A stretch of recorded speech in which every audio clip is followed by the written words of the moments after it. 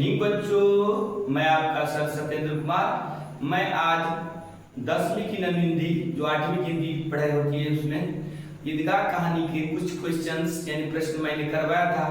बचे हुए क्वेश्चंस यानी प्रश्नों को मैं आज करवा रहा हूँ। देखते हैं। आज का पहला प्रश्न है, ईदगाह कहानी आपको कैसी लगती है?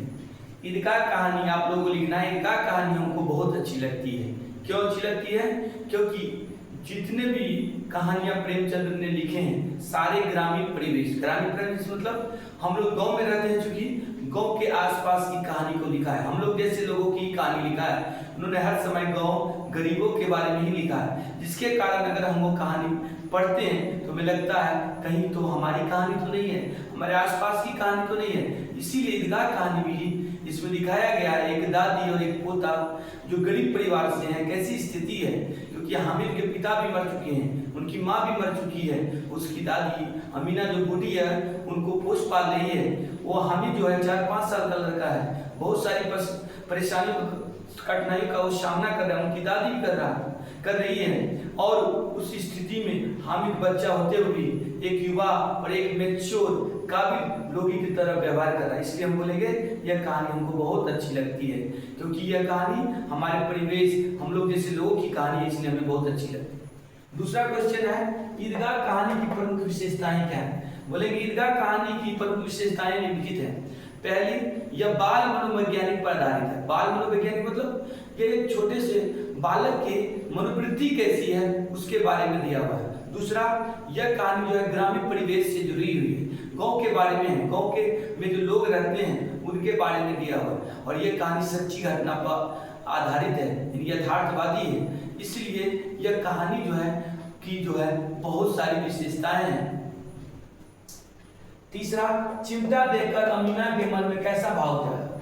बोलेंगे चिमटा देखकर अमीना के मन में दो तरह के भाव जागे। सबसे पहले क्रोध आया यानी गुस्सा आया, बाद में स्नेह आया। जब अमीना क्या करती है, अपने पोते हामिद को 3 पैसे देती है ईदगाह जाने के लिए यानी ईदगाह मेला के लिए, लेकिन वहां से वो लौटता है तो कुछ खाता पीता नहीं है, वो 3 पैसे के चिमटा खरीद के आ जाता है। जब भी वो घर पर आता है, चूंकि उसका मन सूखा रहता है, कुछ खाया नहीं रहता है, चेहरा से ही पता चल जाता है उनकी दादी को, अमीना को, कि हामिद कुछ खा के नहीं आया, क्योंकि मन सूखा हुआ है, मुंह में पसीना जैसे दिख रहा है, वो कमजोर सा दिख रहा है। तो उसकी हामिद की दादी जो है वहां पे जाती है, बोलता क्यों रे, कुछ खाया कि नहीं खाया? बोला नहीं। तो कितना बेपरवाह है, कितना लापरवाह है, मैंने 3 पैसे तुमको दिए थे कुछ खाने के लिए, क्या किया पैसे? तो बोलती है अम्मा मैंने चिमटा ले लिया, तुम्हारे हाथ जल जाते थे इसीलिए चिमटा ले लिया। शुरू में तो उसको बहुत गुस्सा आता है, क्रोध आता है, लेकिन जब उसको समझ में आता है इतना छोटा बालक कुछ खाया कि नहीं, मेरे को फिक्र करता है, मेरे बारे में फिक्र करता है, फिर उसका मन स्नेह से बढ़ जाता है और उसको गोदी में उठा लेती है और वो रोने लगती है। इतना छोटा बालक कितना मैच्योर है, कितना योग्य है, कितना गंभीर है। नमाज खत्म होने के बाद लोग क्या कर रहे थे? नमाज खत्म होने के बाद सभी लोग एक दूसरे से गले मिल रहे थे और ईद मुबारक कह रहे थे। अगला क्वेश्चन है, दुकानों में किस किस तरह के खिलौने थे? दुकानों में निम्नलिखित खिलौने थे। सिपाही, गुजरिया, भिश्ती, वकील, साधु इत्यादि प्रकार के खिलौने थे। वे खिलौने किस चीज के बने थे? वे खिलौने मिट्टी के बने हुए थे। महमूद, मोहसिन और नूरे ने कौन कौन से खिलौने लिए? महमूद सिपाही, मोहसिन भिश्ती और नूरे ने वकील खिलौने लिए।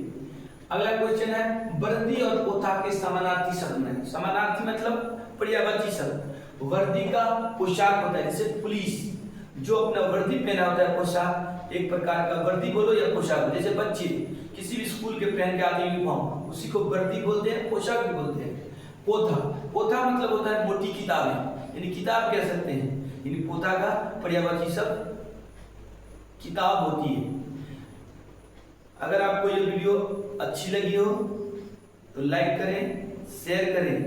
अगर हमारे YouTube चैनल पर आप देख रहे हैं तो लाइक करें, शेयर करें, कमेंट करें। अगर आप पहली बार देख रहे हैं हमारे YouTube चैनल को तो सब्सक्राइब करें। Thank you.